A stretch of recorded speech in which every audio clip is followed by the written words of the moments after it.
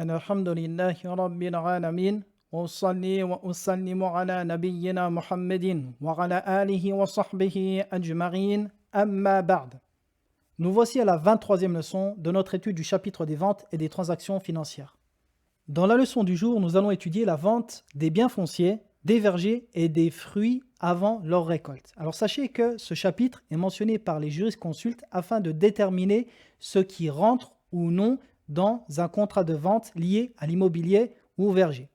Également, les jurisconsultes mentionnent dans ce chapitre ce qui est lié à la vente des fruits ou des récoltes avant qu'ils ne soient récoltés. Comme je l'avais dit auparavant, je suis pour l'étude du chapitre des ventes l'ordre du livre Zad al-Mustaqnir. Seulement, il se peut que je rajoute certains chapitres qui n'en font pas partie à la base, car ce sont des chapitres importants, comme le chapitre lié aux assurances ou aux cartes bancaires ou aux transactions bancaires, comme nous l'avons vu précédemment. Alors, un exemple pour comprendre quel est le but de ce chapitre. Par exemple, je vais vendre une maison. Eh bien, ce contrat de vente inclut les portes de la maison, sa charpente, et non les lustres et les meubles. Donc voilà ce qu'on veut déterminer par ce type de chapitre afin d'éviter toute discorde entre le vendeur et l'acheteur. Alors ici, il y a une règle extrêmement importante que vous devez comprendre pour étudier ce chapitre. Cette règle dit que la forme des contrats de vente et ce qu'ils englobent dans ce que la législation n'a pas défini revient aux coutumes et à l'usage. Et ceci est une règle générale dans la législation. Cette règle dit que tout ce que la législation n'a pas défini dans ce qui est lié à la jurisprudence, eh bien, nous retournons dans cela pour le déterminer aux coutumes et à l'usage. Et les preuves de cela sont nombreuses à travers le Coran et la Sunna. Allah dit dans son livre وَعَلَى الْمَوْلُودِ لَهُ رِزْقُهُنَّ وَكِسْوَتُهُنَّ بِالْمَعْرُوفِ. Dans le sens approché du verset, au père de l'enfant incombe de les nourrir et vêtir, conformément à la bienséance. Et dans un autre verset, Allah dit وَلِلْمُطَلَّقَاتِ مَتَاعٌ بِالْمَعْرُوفِ حَقًّا عَلَى الْمُتَّقِينَ. Dans le sens du verset, les femmes répudiées ont droit à une indemnité conforme à la bienséance. Ici, ce qui est voulu par la bienséance, le terme al-ma'rouf, c'est ce qui est connu dans les mœurs et l'usage de chaque peuple. Lorsque Hind bint Utba, la femme d'Abu Sufyan, questionna le messager d'Allah alayhi salatu wa salam, sur le fait qu'elle prenait de l'argent d'Abu Sufyan sans qu'il le sache. Pourquoi? Car celui-ci ne lui donnait pas assez pour ses dépenses et ses enfants. Alors le prophète alayhi salatu wa salam a répondu à Hind Khudhi ma yakfiki wa waladaki bil ma'ruf. Prends ce qu'il te suffit et ce qu'il suffit à ton enfant bil ma'ruf, par bienséance, c'est-à-dire ce qui est connu par la coutume et l'usage dans ce peuple. Et le fait de prendre en compte la coutume et l'usage dans ce que la législation, attention, ce que la législation n'a pas défini, déterminé. S'il y a un texte qui détermine la chose, ici, on ne prend pas en compte les coutumes et l'usage. Seulement, lorsque la chose n'est pas déterminée et définie, eh bien, nous prenons ici en compte les mœurs, les coutumes et l'usage, et ceci est l'avis de la majorité des savants. Cheikh Al-Uthaymin, rahimahullah, dit « Il est obligatoire de comprendre les paroles en fonction de leur réalité usagère et conventionnelle, tant qu'il n'est point stipulé que ce qui est voulu est le sens purement littéral. » Donc ici, Cheikh Al-Uthaymin nous mentionne que nous devons en prendre en compte dans les paroles d'une personne les sens qui sont connus, les sens de ces mots qui sont connus dans l'usage, et non revenir aux sens littéraires poussés qui sont peut-être à l'origine de ces mots. Non, ce que nous prenons en compte ici, c'est ce qui est connu par la coutume et l'usage dans la langue de chaque peuple. Très bien. Donc ici, nous avons deux cas de figure dans ces règles. Le premier cas, lorsque la législation va déterminer ce qui rentre ou non dans le contrat de vente, et le deuxième cas, ce que la législation a laissé à la bienséance liée aux coutumes et à l'usage. Et dans ce cas-là, alors il n'y a pas de blâme à ce que tel ou tel peuple prenne en compte que cette chose rentre dans le contrat de vente ou non, car ici, il n'y a pas de texte explicite. Alors parlons tout d'abord des biens immobiliers, des biens fonciers. Alors sachez que lorsque vous achetez un bien immobilier, ceci englobe ce qui se trouve au-dessus jusqu'à ce qu'il y a dans les airs. Et c'est pour cela que les savants mentionnent que lorsque votre voisin a un arbre et qu'une branche de cet arbre arrive jusqu'au-dessus de votre terrain, jusqu'au-dessus de votre maison, eh bien, il incombe à votre voisin de tordre cette branche jusqu'à ce qu'elle revienne sur son terrain. Ou alors, vous avez le droit de la couper. Car ce qu'il y a au-dessus de votre propriété vous appartient, même si cela est dans les airs. Deuxièmement, ce qui se trouve en dessous, jusqu'aux profondeurs de la terre, excepté les trésors enfuis de l'époque islamique, car ils appartiennent à leurs propriétaires, il incombe de les rechercher. Également, ceci englobe les murs, la charpente, le toit, les tuiles, les briques, les vitres, les fenêtres, les volets et toute chose qui est fixée comme menuiserie ou porte. Donc voici ce qu'englobe un contrat de vente immobilier. Très bien, maintenant parlons des terrains. Lorsque vous achetez un terrain, le contrat de vente englobe tout ce qui se trouve au-dessus dans l'air. Donc comme je vous le disais tout à l'heure, si par exemple, pour une raison ou pour une autre, il y a une chose de votre voisin qui se trouve au-dessus de votre terrain, eh bien, il doit le faire disparaître. Également, lorsque vous achetez un terrain, ce qui se trouve enfoui dans celui-ci vous appartient. Excepté, comme on l'a dit, les trésors de l'époque islamique, ils appartiennent à leurs propriétaires, à vous de le rechercher. Par contre, les trésors de l'époque pré-islamique, eh bien, dans ce cas-là, vous donnez 1/5 en zakat et le reste vous appartient. Troisièmement, les vergers. Lorsque vous achetez un terrain, tous les vergers qui sont dessus vous appartiennent. Toutes les cultures également, des champs, et toute construction présente, sauf ce qui va être excepté par le vendeur. Si le vendeur exige que tel bâtiment ou telle chose reste sous sa propriété, à lui le droit de le faire. Troisièmement, les champs et les cultures. Alors, lorsque vous achetez un champ et des cultures, il y a 3 cas possibles. Le premier cas est que il n'y ait pas de récolte apparente au moment de la vente. Dans ce cas-là, il n'y a pas de problème. Deuxième cas de figure, lorsque les récoltes vont être apparentes. D'accord ? C'est-à-dire que vous achetez un champ de maïs, par exemple, et le maïs est présent sur le champ. Alors ici, il faut bien comprendre, il y a 2 cas possibles. Le premier cas, c'est un type de récolte qui pousse régulièrement tout au long de l'année, c'est-à-dire qui n'est pas lié à une saison particulière. Par exemple, de la salade, du cresson, tout ce qui pousse régulièrement. Et le deuxième cas, ce qui pousse qu'une ou 2 fois dans l'année, c'est-à-dire ce qui est lié à une saison. Alors pourquoi faire la différence entre ces 2 cas-là ? Les savants font la différence entre ces 2 cas-là, pourquoi ? Car le vendeur, dans ce qui pousse qu'une ou 2 fois dans l'année, aura travaillé ce champ, aura dépensé du temps et de l'argent, il aura fait beaucoup d'efforts pour obtenir cette récolte. Et c'est pour cela que les savants disent que lorsque la récolte est apparente au moment de la vente et que celle-ci n'apparaît qu'une ou 2 fois dans l'année, eh bien elle appartient au vendeur. Cette récolte appartient au vendeur, pourquoi ? Car elles sont le fruit de son travail, d'un long travail et d'un investissement personnel qu'il a fourni auparavant. Contrairement aux récoltes qui poussent régulièrement tout au long de l'année, eh bien dans ce cas-là, elles sont comme inexistantes. Pourquoi ? Car elles sont régulières et le vendeur n'a pas fourni d'efforts particuliers ou d'investissement pour cette récolte. Eh bien dans ce cas-là, donc, ça appartient à l'acheteur. Mais dans les 2 cas, il appartient à l'acheteur de conditionner la propriété de cette récolte. Si cette récolte apparaît qu'une ou 2 fois dans l'année, l'acheteur peut très bien dire « je l'achète à condition que la récolte m'appartienne » et ceci est permis. Et ceci conformément à la parole du prophète alayhi salatu wa salam.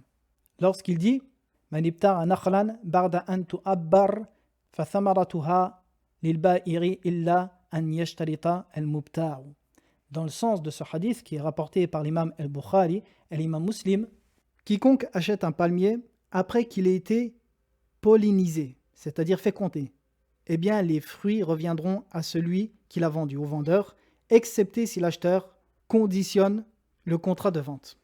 Dans ce hadith, le prophète alayhi salatu wa salam nous dit que les fruits apparents sur le palmier, c'est-à-dire les dates apparentes avant la récolte, après la pollinisation du palmier, après qu'il soit fécondé, c'est-à-dire que ceci a fourni un travail particulier au propriétaire du palmier avant la vente, eh bien ces fruits appartiennent au vendeur. Pourquoi ? Car comme je l'ai dit, ceci implique un effort, un travail particulier, donc il mérite cette récolte.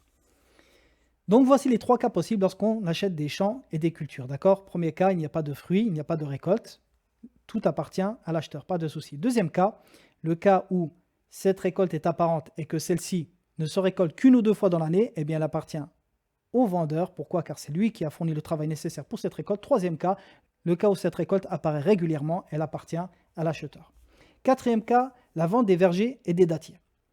Alors, sachez que la récolte de dattes après la pollinisation, comme je l'ai dit, du vendeur appartient au vendeur, sauf si l'acheteur conditionne le contrat. D'accord ? C'est-à-dire que si vous achetez un palmier où il y a des dattes, eh bien ces dattes appartiennent au vendeur si le palmier a été pollinisé par le vendeur. C'est-à-dire qu'il a fourni le travail de pollinisation au préalable, conformément au hadith que j'ai mentionné précédemment. Et les savants utilisent l'analogie par rapport à ce hadith pour tout ce qui est champ, récolte et verger. D'accord ? Donc ils disent tout fruit apparent qui nécessite un travail ou un investissement ou un effort personnel du vendeur, eh bien la récolte apparente, les fruits apparents appartiennent au vendeur. Deuxième cas, les fruits apparents appartiennent au vendeur sauf si l'acheteur le conditionne dans le contrat. Comme je l'ai mentionné, il appartient à l'acheteur de conditionner la propriété des fruits au moment de la vente. La vente des fruits avant leur récolte. Alors sachez que la législation a donné des règles en ce qui concerne la vente des fruits avant qu'ils ne soient récoltés, c'est-à-dire la vente des fruits sur leurs arbres avant qu'ils ne soient cueillis. Alors ici, on a plusieurs cas possibles. Le premier cas possible, la vente des fruits avant qu'ils ne mûrissent. Sachez que le prophète, alayhi salatu wassalam, comme c'est venu dans un hadith de Anas ibn Malik, rapporté par Al-Bukhari, et Muslim, le prophète alayhi salatu wassalam, a interdit de vendre les fruits jusqu'à ce qu'ils mûrissent. Ils demandèrent alors comment mûrissent-ils, et le prophète alayhi salatu wassalam a dit lorsqu'ils jaunissent et rougissent, rapporté par Muslim et Al-Bukhari. Et dans le hadith de Abdullah ibn Omar, le prophète alayhi salatu wassalam naha an bayri thimari hatta yabdua salahuha. Naha al-ba'i'a wal-mubta'a, rapporté par l'imam Al-Bukhari et Muslim. Dans le sens de ce hadith, le prophète alayhi salatu wassalam a interdit la vente des fruits jusqu'à ce que leur mûrissement soit visible. Et il a interdit cela aux vendeurs comme à l'acheteur. Donc ici, c'est une règle générale pour la vente des fruits avant leur récolte. Il est interdit de les vendre jusqu'à ce que nous soyons sûrs que ces fruits aient commencé à mûrir. Pourquoi ?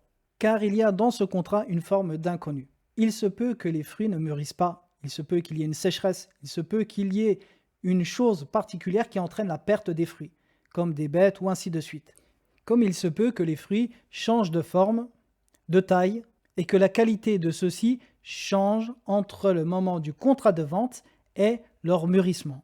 Et tout ceci représente une forme d'inconnu, comme l'a mentionné Cheikh Al-Uthaymin, rahimahullahu ta'ala. Et parmi les conditions de la vente, le fait qu'il n'y ait pas d'inconnu dans le contrat de vente, comme nous l'avons étudié.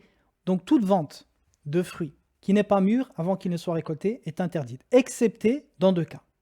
Le premier cas, le fait qu'ils soient vendus avec leur arbre.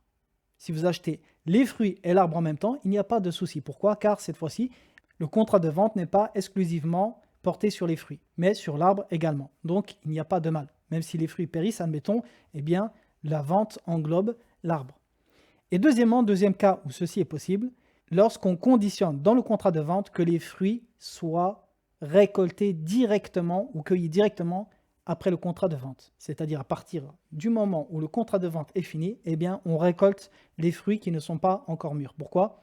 Car ici, il n'y a pas d'inconnu possible. L'acheteur achète les fruits dans l'état. Il les achète dans l'état, il les récolte dans l'état. À condition, comme l'a mentionné Cheikh Salih Al-Uthaymin, rahimahullahu ta'ala, que l'acheteur puisse tirer profit de ces fruits dans cet état-là. Il mentionne cela comme condition. Pourquoi ? Car dans les conditions de la vente, comme on l'a mentionné, il faut que l'objet de la vente soit profitable, qu'on puisse tirer profit de celui-ci. Très bien. Deuxième cas de figure maintenant. Vendre des fruits avant leur récolte, mais après le début de leur mûrissement. C'est-à-dire que ces fruits ont commencé à mûrir, qu'on voit clairement qu'ils commencent à devenir mûrs. Eh bien, ceci est permis. Et à l'acheteur le droit d'exiger que les fruits restent sur leurs arbres jusqu'à leur récolte. D'accord ? Jusqu'à ce qu'ils soient complètement mûrs. L'acheteur a le droit d'exiger cela dans ce type de contrat. Et le vendeur n'a pas son mot à dire. Sauf dans un cas où il y aurait des torts particuliers causés par la présence des fruits au vendeur, comme l'a mentionné Cheikh Salih Al-Uthaymin, eh bien dans ce cas-là, il doit récolter les fruits sur le champ. Et dans le cas où, comme je l'ai dit, l'acheteur exige que les fruits restent sur les arbres jusqu'à ce qu'ils soient complètement mûrs, il incombe au vendeur d'arroser les arbres jusqu'à leur récolte. Donc voici en résumé les règles liées à la vente des fruits avant leur récolte. Donc soit ils sont mûrs, soit ils ne sont pas mûrs. S'ils ne sont pas mûrs, vous ne pouvez pas les vendre, excepté sous deux conditions, c'est le fait d'acheter l'arbre et les fruits en même temps, ou alors de les récolter sur le champ. Deuxième cas possible, le fait que les fruits soient mûrs ou que les traces de leur mûrissement soient apparues. Dans ce cas-là, c'est permis de les acheter et de les récolter sur le champ, ou alors de les laisser jusqu'à ce qu'ils soient complètement mûrs, conformément au hadith rapporté dans ce chapitre. Maintenant, une question importante. Admettons que les fruits soient mûrs, qu'ils aient commencé à mûrir, mais que l'acheteur a demandé au vendeur de laisser les fruits jusqu'à ce qu'ils soient complètement mûrs quelques jours avant de les récolter. Et qu'entre-temps, une catastrophe céleste arrive et cause la perte de cette récolte. Par exemple, comme de fortes pluies, ou de forts orages, ou une tempête, ou une sécheresse. Qui est responsable de cette perte? Qui est le garant dans ce cas-là? Et c'est une question importante et c'est une question que le prophète alayhi salatu wassalam a mentionnée. Dans un hadith rapporté par l'imam Muslim, un hadith de Jabir ibn Abdullah, le prophète alayhi salatu wassalam dit: لو بعت من أخيك ثمرا فأصابته جائحة فلا يحل لك أن تأخذ منه شيئا بما تأخذ مال أخيك بغير حق. Donc dans le sens de ce hadith, lorsque tu vends à ton frère des fruits et qu'une catastrophe céleste s'abatte sur eux. Ce qu'on entend ici par le terme ja'iha, une catastrophe céleste, c'est toute chose dont l'homme n'est pas responsable, causée par la nature, comme tempête, tornade, sécheresse, et ainsi de suite. Tout ce qui va entraîner la perte de cette récolte par une catastrophe naturelle. D'accord? Donc il dit, lorsque tu vends à ton frère des fruits et qu'une catastrophe naturelle s'abatte sur eux, alors il ne t'est pas permis que tu prennes de celui-ci, c'est-à-dire de ton frère, quoi que ce soit. Et comment prendrais-tu l'argent de ton frère sans droit? Donc ici, le prophète alayhi salatu wassalam a mentionné que si le vendeur, dans ce cas-là, prendrait l'argent de son frère alors qu'une catastrophe naturelle entraînait la perte de cette récolte, quand bien même celle-ci viendrait après le contrat de vente, eh bien le prophète alayhi salatu wassalam a dit ici qu'il prendrait de l'argent sans droit, c'est-à-dire qu'il n'est pas permis pour lui de prendre de l'argent. Ce qui veut dire que si vous achetez des fruits avant leur récolte, après leur mûrissement, et que vous décidez de les laisser quelques jours, le temps qu'ils mûrissent pour les récolter ensuite, et qu'une catastrophe naturelle va entraîner la perte de cette récolte entre-temps, eh bien, celui qui est garant à ce moment-là, c'est le vendeur. C'est-à-dire que le vendeur vous rendra l'argent et la responsabilité lui appartient. Et dans un autre hadith, le prophète alayhi salatu wassalam, amara bi wadri al-jawa'ih. Dans le sens de celui-ci, le prophète alayhi salatu wassalam a ordonné qu'on renonce, c'est-à-dire au salaire de al-jawa'ih, ce qui va être touché par une catastrophe naturelle. Donc ceci est la règle dans le cas où la récolte périt entre le moment de la récolte et le contrat de vente, à une condition, à la condition que l'acheteur ne soit pas négligent en laissant la récolte plus de temps qu'il n'en faut pour la récolter. Si celui-ci est négligent, dans ce cas-là, c'est lui qui est responsable, comme l'a mentionné Cheikh Saleh El-Uthaymin. Si le temps nécessaire pour que les fruits complètent leur mûrissement est de 3 jours, il ne doit pas dépasser, venir une semaine plus tard en disant « mes fruits ont péri ». Non, dans ce cas-là, c'est lui qui est responsable et il perdra son argent. Maintenant, un autre cas possible, le cas où la récolte est volée entre le moment du contrat de vente et la récolte. Qui est responsable dans ce cas-là? Eh bien, dans ce cas-là, l'acheteur a le choix. Il a le choix entre récupérer son argent auprès du vendeur directement ou alors récupérer son argent auprès du voleur. Le choix lui appartient dans ce cas-là.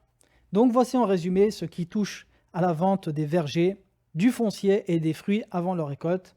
Je vous dis à très bientôt pour une prochaine leçon. Wa sallallahu ala nabiyyina Muhammadin wa ala alihi wa sahbihi wa sallam.